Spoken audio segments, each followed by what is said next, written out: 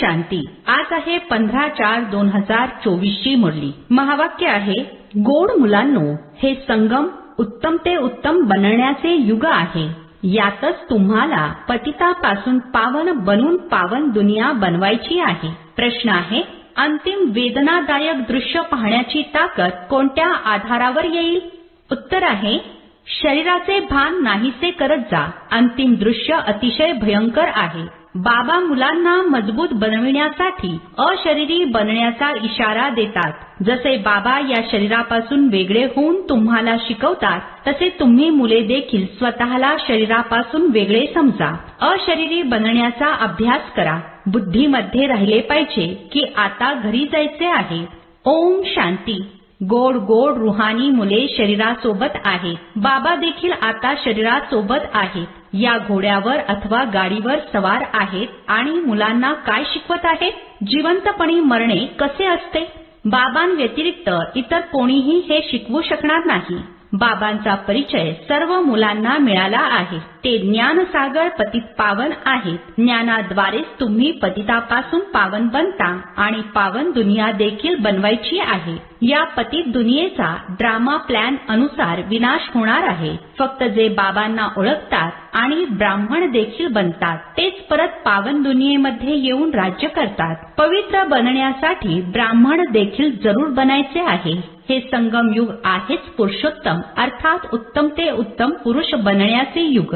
असे म्हणतील, उत्तम तर खूप साधू, संत, महात्मा, मंत्री, श्रीमंत, प्रेसिडेंट इत्यादी आहेत, परंतु नाही. ही तर कलियुगी भ्रष्टाचारी दुनिया, जुनी दुनिया आहे. पतित दुनियेमध्ये पावन एक देखील नाही. आता तुम्ही संगमयुगी बनता. ते लोक पतित पावनी पाण्याला समजतात, फक्त गंगा नाही. ज्या पण नद्या आहेत, जिथे कुठे पाणी बघतात असे समजतात पाणी पावन करणारे आहे. हे बुद्धीमध्ये पक्के झाले आहे. कोणी कुठे जातात, म्हणजे पाण्यामध्ये स्नान करण्यासाठी जातात, परंतु पाण्याने कोणी पावन होऊ शकत नाही. जर पाण्यामध्ये स्नान करण्याने पावन झाले असते, मग तर यावेळी सारी सृष्टी पावन झाली असती. इतके सर्व पावन दुनियेमध्ये असले पाहिजे. हा तर जुना रिवाज चालत आला आहे. सागरामध्ये देखील सर्व कचरा इत्यादी जाऊन पडतो. मग ते पावन कसे बनवेल? पावन तर बनायचे आहे आत्म्याला. यासाठी तर परमपिता पाहिजे, जे आत्म्यांना पावन बनवतील. तर तुम्हाला समजावून सांगायचे आहे, पावन असतातच सतयुगामध्ये, पतित असतात कलयुगामध्ये. आता तुम्ही संगम युगावर आहात. पतितापासून पावन होण्यासाठी पुरुषार्थ करत आहात. तुम्ही जाणता, आपण शूद्र वर्णाचे होतो, आता ब्राह्मण वर्णाचे बनलो आहोत. शिवबाबा प्रजापिता ब्रह्माद्वारे बनवतात. आपण आहोत खरे मुखवंशावळी ब्राह्मण. ते आहेत कुखवंशावळी प्रजापिता. तर सर्व प्रजा झाली ना. प्रजेचे पिता आहेत ब्रह्मा. ते तर ग्रेट ग्रँडफादर झाले. जरूर ते होते, मग कुठे गेले? पुनर्जन्म तर घेतात ना. हे तर मुलांना सांगितले आहे. ब्रह्मा देखील पुनर्जन्म घेतात. ब्रह्मा आणि सरस्वती, माता आणि पिता, तेच परत महाराजा महाराणी, लक्ष्मी नारायण बनतात. ज्यांना विष्णू म्हटले जाते, तेच पुन्हा 84 जन्मानंतर येऊन ब्रह्मा सरस्वती बनतात. हे रहस्य तर समजावून सांगितले आहे. म्हणतात देखील, जगदंबा तर साऱ्या जगताची माता झाली. लौकिक माता तर प्रत्येकाची आपल्या आपल्या घरात बसली आहे, परंतु जगत अंबेला कोणी जाणतही नाही. असेच अंधश्रद्धेने म्हणतात, कोणालाच जाणत नाही. ज्यांची पूजा करतात त्यांच्या ऑक्युपेशनला अर्थात कार्याला जाणत नाहीत. आता तुम्ही मुले जाणता, रचयिता आहेत उच्च ते उच्च. हे उलटे झाड आहे. याचे बीजरूप वरती आहे. बाबांना वरून खाली यावे लागते तुम्हाला पावन बनविण्यासाठी. तुम्ही मुले जाणतात, बाबा आलेले आहेत आपल्याला या सृष्टीच्या आदी मध्य अंताचे ज्ञान देऊन. मग त्या नवीन सृष्टीचे चक्रवर्ती राजा राणी बनवितात. या चक्राच्या रहस्याला दुनियेमध्ये तुमच्याशिवाय आणखी कोणीही जाणत नाही. बाबा म्हणतात, पुन्हा 5000 वर्षांनंतर येऊन तुम्हाला ऐकवणार. हा ड्रामा पूर्व नियोजित आहे. ड्रामाच्या क्रिएटर, डायरेक्टर, मुख्य ऍक्टर्स आणि ड्रामाच्या आदी मध्य अंताला जाणत नसतील तर त्यांना मूर्ख म्हणणार ना. बाबा म्हणतात, 5000 वर्षांपूर्वी देखील मी तुम्हाला समजावून सांगितले होते. तुम्हाला स्वतःचा परिचय दिला होता जसा आता देत आहे. तुम्हाला पवित्र देखील बनवले होते जसे आता बनवत आहे. स्वतःला आत्मा समजून बाबांची आठवण करा. ते सर्वशक्तिमान पतित पावन आहेत. गायन देखील आहे. अंतकाल जो फलाना सिमरे वल वल अर्थात सारखे सारखे त्याच योनीमध्ये जातील. आता यावेळेस तुम्ही जन्म तर घेता परंतु डुक्कर, कोंबडी, कुत्रा, मांजर बनत नाहीत. आता बेहदचे बाबा आलेले आहेत. असे म्हणतात मी तुम्हा सर्व आत्म्यांचा पिता आहे. हे सर्वजण काम चितेवर बसून काळे झाले आहेत. यांना मग ज्ञान चितेवर चढवायचे आहे. तुम्ही आता ज्ञान चितेवर चढले आहात. ज्ञान चितेवर चढून परत विकारांमध्ये जाऊ शकत नाही. प्रतिज्ञा करता आम्ही पवित्र राहणार. बाबा काही ती राखी बांधून घेत नाहीत. हा तर भक्ती मार्गाचा रिवाज चालत आलेला आहे. वास्तविक ही आहे यावेळची गोष्ट. तुम्ही समजता पवित्र बनल्याशिवाय पावन दुनियेचे मालिक कसे बनणार. तरी देखील पक्के करून घेण्यासाठी मुलांकडून प्रतिज्ञा करून घेतली जाते. कुणी रक्ताने लिहून देतात, कोणी कसे लिहितात. बाबा तुम्ही आले आहात. आम्ही तुमच्याकडून जरूर वारसा घेणार. निराकार साकार मध्ये येतात ना. जसे बाबा परमधाम मधून उतरतात तसे तुम्ही आत्मे देखील उतरता. वरून खाली येता पाठ बजावण्यासाठी. हे तुम्ही समजता. हा सुख आणि दुःखाचा खेळ आहे. अर्धा कल्प सुख, अर्धा कल्प दुःख आहे. बाबा समजावून सांगतात 3/4 पेक्षा देखील जास्त तुम्ही सुख भोगता. अर्ध्या कल्पानंतर देखील तुम्ही श्रीमंत होता.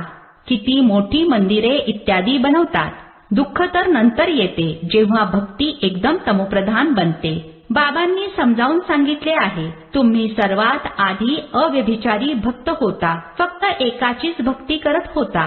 जे बाबा तुम्हाला देवता बनवतात, सुखधाम मध्ये घेऊन जातात, त्यांचीच तुम्ही पूजा करत होता. आणि नंतर व्यभिचारी भक्ती सुरू होते. आधी एकाचीच पूजा, नंतर देवतांची पूजा करत होता. आता तर पंचमहाभूतांनी बनलेल्या शरीरांची पूजा करता. चैतन्याची देखील आणि जडची देखील पूजा करता.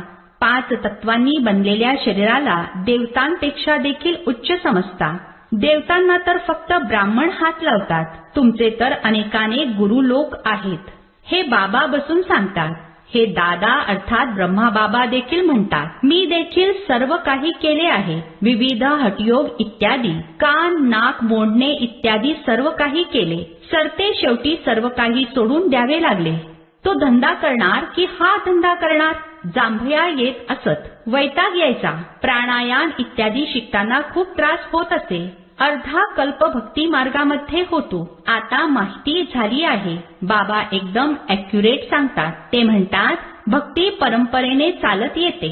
आता सतयुगामध्ये भक्ती कुठून आली. मनुष्य काहीच समजत नाही. मंद बुद्धीचे आहेत ना. सतयुगामध्ये तर असे म्हणणार नाही. बाबा म्हणतात मी प्रत्येक 5000 वर्षांनंतर येतो. शरीर देखील त्यांचे घेतो जे स्वतःच्या जन्मांना जाणत नाही. हेच नंबर 1 जे सुंदर होते. हेच आता श्याम बनले आहेत. आत्मा भिन्न भिन्न शरीर धारण करते. तर बाबा म्हणतात ज्यांच्यामध्ये मी प्रवेश करतो त्यांच्यामध्ये आता बसलो आहे. काय शिकविण्यासाठी. जिवंतपणी मरणे. या दुनियेमधून तर मरायचे आहे ना. आता तुम्हाला पवित्र होऊन मरायचे आहे. माझा पार्टच आहे पावन बनविण्याचा. तुम्ही भारतवासी बोलावता. हे पतित पावन. आणखी कोणी असे म्हणत नाही. हे मुक्तीदाता. दुःखाच्या दुनियेतून सोडविण्यासाठी या. सर्वजण मुक्तीधाम मध्ये जाण्यासाठी मेहनत करतात. तुम्ही मुले मग पुरुषार्थ करता सुखधाम साठी. ते आहे प्रवृत्ती मार्गवाल्यांसाठी. तुम्ही जाणता आपण प्रवृत्ती मार्गवाले पवित्र होतो मग अपवित्र बनलो. प्रवृत्ती मार्गवाल्यांचे काम निवृत्ती मार्गवाले करू शकत नाही. यज्ञ तप दान इत्यादी सर्व प्रवृत्ती मार्गवाले करतात. तुम्ही आता अनुभव करता की आम्ही सर्वांना जाणतो. शिवबाबा आम्हा सर्वांना घर बसल्या शिकवत आहेत. बेहदचे बाबा बेहदचे सुख देणारे आहेत. तुम्ही त्यांना खूप काळानंतर भेटता तर प्रेमाश्रू येतात. बाबा म्हटल्यानेच लगेच रोमांच उभे राहतात. ओहो, बाबा आले आहेत आम्हा मुलांच्या सेवेसाठी. बाबा आपल्याला या शिक्षणाने गुलगुल अर्थात फूल बनवून घेऊन जातात. या घाणेरड्या छिछी दुनियेमधून आम्हाला आपल्या सोबत घेऊन जाणार. भक्ती मार्गामध्ये तुमची आत्मा म्हणत होती, बाबा तुम्ही याल तर आम्ही तुमच्यावर समर्पित होणार. आम्ही तुमचेच बनणार, दुसऱ्या कोणाचे नाही. नंबरवार तर आहेतच. सर्वांचा आपला आपला पार्ट आहे. कोणी तर बाबांवर खूप प्रेम करतात, जे स्वर्गाचा वारसा देतात. सतयुगामध्ये रडण्याचे नाव देखील नसते. इथे तर किती रडतात. जर स्वर्गामध्ये गेला तर मग रडायचे कशासाठी? अजूनच ढोल वाजविले पाहिजेत. तिथे तर ढोल वाजवतात, आनंदाने शरीर सोडतात. या रिवाजाची सुरुवात देखील इथूनच होते. इथे तुम्ही म्हणाल आम्हाला आमच्या घरी जायचे आहे. तिथे तर समजता पुनर्जन्म घ्यायचा आहे. तर बाबा सर्व गोष्टी समजावून सांगतात. भुंग्यांचे उदाहरण देखील तुमचेच आहे. तुम्ही ब्राह्मणी आहात. विष्ठेतील किड्यांना तुम्ही भू भू करता. तुम्हाला तर बाबा म्हणतात या शरीराला देखील सोडून द्यायचे आहे, जिवंतपणी मरायचे आहे. बाबा म्हणतात स्वतःला आत्मा समजा, आता आपल्याला परत जायचे आहे. स्वतःला आत्मा समजून बाबांची आठवण करायची आहे. देहाला विसरा. बाबा तर खूप गोड आहे. असे म्हणतात मी तुम्हा मुलांना विश्वाचा मालक बनविण्यासाठी आलो आहे. आता शांतीधाम आणि सुखधामाची आठवण करा. अल्फ आणि बे अर्थात बाबा आणि बादशाही हे आहे दुःखधाम. शांतीधाम आम्हा आत्म्यांचे घर आहे. आपण पाठ बजावला, आता आपल्याला घरी जायचे आहे. तिथे हे छिछी शरीर असत नाही. आता तर हे अगदीच जडजडीभूत शरीर झाले आहे. आता आपल्याला बाबा सन्मुख बसून शिकवतात इशाऱ्याने. मी देखील आत्मा आहे, तुम्ही देखील आत्मा आहात. मी शरीरापासून वेगळा होऊन तुम्हाला देखील तेच शिकवतो. तुम्ही देखील स्वतःला शरीरापासून वेगळे समजा. आता घरी जायचे आहे. इथे तर आता राहायचेच नाहीये. हे देखील जाणता आता विनाश होणार आहे. भारतामध्ये रक्ताच्या नद्या वाहतील, मग भारतामध्येच दुधाच्या देखील नद्या वाहतील. इथे सर्व धर्माचे एकत्र आहेत. सर्व आपसामध्ये लढून मरतील. हे अखेरच्या वेळचे मरण आहे. पाकिस्तानमध्ये काय काय होत होते, खूप भयंकर सीन होता. कोणी बघितले तर बेशुद्ध होईल. आता बाबा तुम्हाला खंबीर बनवतात. शरीराचे भान देखील काढून टाकतात. बाबांनी बघितले मुले आठवणीमध्ये राहत नाहीत, खूप कमजोर आहेत. त्यामुळे सेवा देखील वाढत नाही. सारखे सारखे लिहितात, बाबा आठवण विसरायला होते, लक्ष लागत नाही. बाबा म्हणतात योग शब्द सोडून द्या. विश्वाची बादशाही देणाऱ्या बाबांना तुम्ही विसरता. आधी भक्तीमध्ये बुद्धी कुठे दुसरीकडे भटकत होती तर स्वतःला चिमटा काढत होता. बाबा म्हणतात तुम्ही आत्मा अविनाशी आहात. फक्त तुम्ही पावन आणि पतित बनता. बाकी आत्मा काही छोटी मोठी होत नाही. अच्छा, गोड गोड खूप खूप वर्षांनंतर भेटलेल्या मुलांप्रती मात पिता बाप दादांची प्रेमपूर्वक आठवण आणि सुप्रभात. आत्मिक पित्याचा आत्मिक मुलांना नमस्ते. आम्हा आत्मिक मुलांचा आत्मिक पित्याला नमस्ते. धारणेसाठी मुख्य सारांश आहे. पहिला पॉइंट आहे आपणच आपल्याशी गोष्टी करा. ओहो, बाबा आले आहेत आमच्या सेवेसाठी. ते आम्हाला घर बसल्या शिकवत आहेत. बेहदचे बाबा बेहदचे सुख देणारे आहेत. त्यांना आपण आता भेटलो आहोत असे प्रेमाने बाबा म्हणा आणि खुशीमध्ये प्रेमाश्रू यावेत, रोमांच उभे राहावेत. दुसरा पॉइंट आहे आता परत घरी जायचे आहे. त्यामुळे सर्वांमधून मोह काढून जिवंतपणी मरायचे आहे. या देहाला देखील विसरायचे आहे. यापासून वेगळे होण्याचा अभ्यास करायचा आहे. आजचे वरदान आहे झालेल्या गोष्टींना किंवा वृत्तींना समाप्त करून संपूर्ण सफलता प्राप्त करणारी स्वच्छ आत्मा भव. स्पष्टीकरण आहे सेवेमध्ये स्वच्छ बुद्धी, स्वच्छ वृत्ती आणि स्वच्छ कर्म सफलतेचा सहज आधार आहे.